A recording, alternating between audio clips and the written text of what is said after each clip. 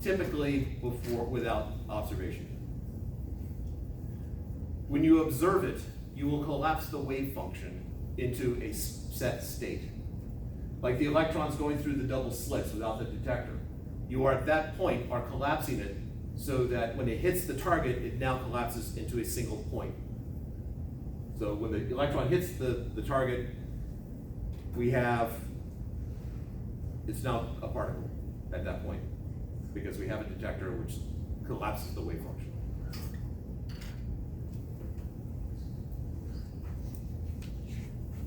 Let's extend this one step further. We'll get into wave functions, I guess, on Monday.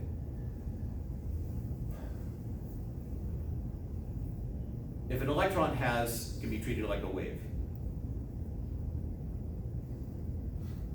pretty much any particle can be treated like a wave. A bowling ball can be treated like a wave, or a particle. But if you observe it, you're going to collapse it into one or the other. Now, all my experiences with bowling balls, it collapses into a particle.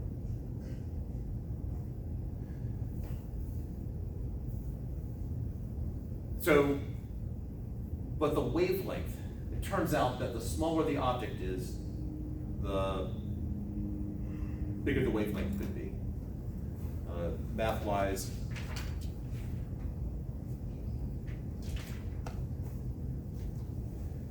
the wavelength of a particle is equal to, as you might guess, h over the moment. An electron, mass is so incredibly small, especially compared to, so for an electron, the speeds orbiting the radius only order of 10 to the 6 meters per second. The mass of the electron is only order of 10 to the negative 31st kilograms, and h bar is 10 to the negative 34th. So we are dealing with, on the wavelength on the order of, let's see, 10 to the negative 9th. So nanometer scale. Which makes sense. The bowling ball, as it's scrolling down the alley, you'd have 10 to the negative 34th.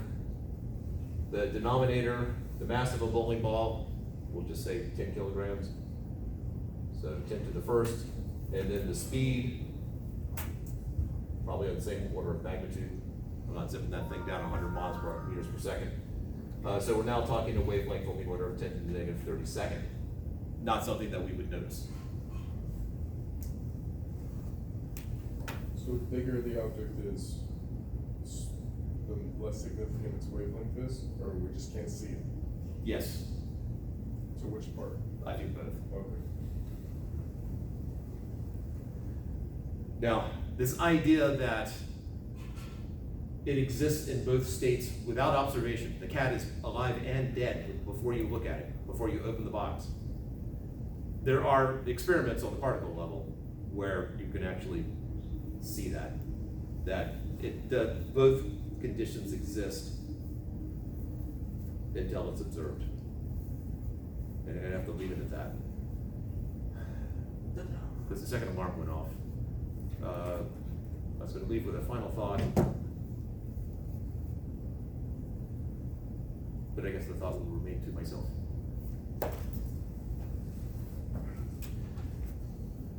a wonderful weekend. You know, yesterday, I seem to recall it. When I was at work, hot dogs in. yeah, hot dogs eating. Now, mind you, this is a Tuesday. I was expecting to go into, well, yeah.